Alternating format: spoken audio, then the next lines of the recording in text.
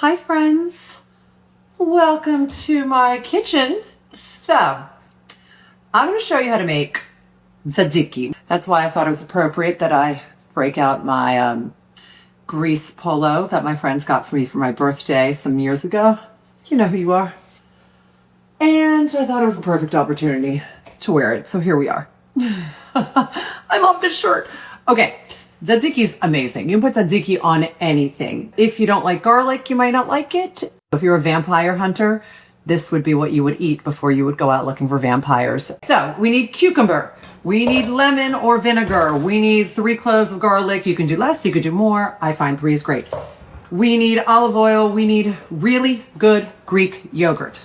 Fage, fage, fage. In Greek, fage means to eat. This is the best Greek yogurt you're gonna get, unless you're getting it from a Greek market where they make their own yogurt. If not, get the fage. I prefer the 5%. Don't go with 0. I just don't think it has enough oomph to it. You really want it to have a sort of unctuousness. 5% is plenty. We put some olive oil in it. We put some salt.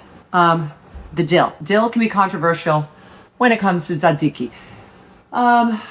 There's the group of people that say dill does not belong in tzatziki. There's the group of people that say dill does belong in tzatziki. I am of the latter group. I think it's fine without the dill, but it is bomb diggity with the dill. It is so much better. It is like, woo, when you have that little kick of dill.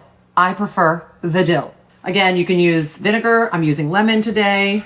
And one of the biggest things when making tzatziki, you have to use a box grater to grate your cucumber, and then you have to squeeze all the water out of it, because if you don't, then you get a really liquidy tzatziki. You don't want that, so you want to squeeze as much water out after you've grated it, either with a cheesecloth or just paper towels. That's fine.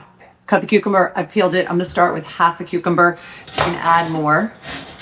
I like to do it on not the finest one, but almost the finest one. Careful with these box graters because you can lose a nail. I'd rather lose a nail than a finger, but that's possible too. I grated the cucumber. I did a whole cucumber. You can do a half a cucumber. You can do a whole cucumber. As you can see, all that water already came out. I'm going to put about a half a teaspoon of salt in this whole thing. I'm going to put a half a teaspoon in it right now before I start to squeeze the water out. And then I'm going to add another half. Also, after you've made it, you can salt to taste. Remember, it's easier to add than it is to take away. I'm going to go over to the sink. I'm going to use a sieve. I'm going to use a sieve to get rid of the water, the cucumber juice and water that's already there. Then I'm going to continue to squeeze it with a paper towel that I have. I want to show you. See, I got rid of a lot of liquid, but a lot more is still coming out. I'm actually going to do it so you can see it. So, pick this up. Make sure your hands are very clean, okay? Put this inside of here and watch all the water that's going to come out. Do you see that? You do not want any of that. I think we're good. Okay, now I'm going to put another teaspoon of salt, or half a teaspoon, excuse me, of salt in here. We're going to add 2 cups of the beautiful fage yogurt. Fage. I used to say that all the time. Fage, Goritsimo, fage. Eat, my girl, eat. 1 cup. 2 cups. We're going to mix this. Then I'm going to put, a tablespoon of lemon or vinegar, red or white, whatever you want. And a tablespoon of the dill. Squeeze the lemon juice. Okay. Now we need a 1/3 cup of this. It's kind of funny, you know, growing up in a household where your mom cooks so much and everyone around you cooks, you learn to eyeball a lot of recipes.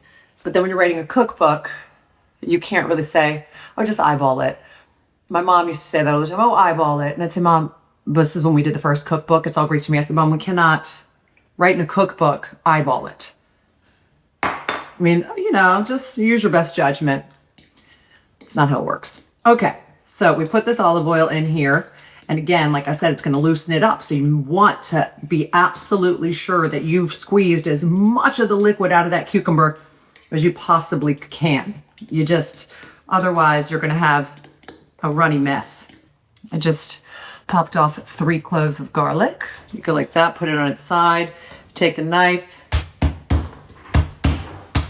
and look at that. The peel comes right off. Okay, it's about a heaping tablespoon of garlic, because that's pretty heaping, right? There you go. Okay, so we put the garlic in, mix it all around. Now we dill. And in my opinion, dill is essential for delicious tzatziki. Let me tell you why. Without the dill, it just doesn't have that depth of flavor, in my opinion. I'm getting it everywhere. Here we go. I mean, tzatziki without dill to me is like, it's like Superman without his cape. What's the point? It's just Clark Kent. So tzatziki without dill is just a yogurt, garlic, lemon sauce. No, animo, like my mom would say, no animo, no. Always put the dill. All right, let's see. I don't trust people who don't like dill and tzatziki. Oh, let me see.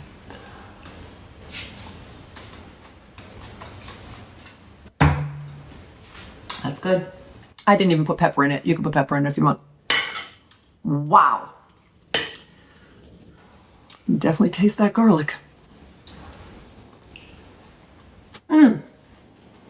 Perfect. Perfect. To down. It's a good thing this isn't smell-o-vision, because I'd clear the room. But then again, if you're enjoying this with your friends, then everybody is going to smell like garlic anyway. This is great on lamb chops. This is great on, I put it on salad. I know a lot of people were like, why would you do that? I put it on salad because I like it. Just with pita bread. They serve it at Greek restaurants with just warm pita bread, and you just dip right in and enjoy. There you go. It's a little bit messy. I wouldn't serve it in this bowl.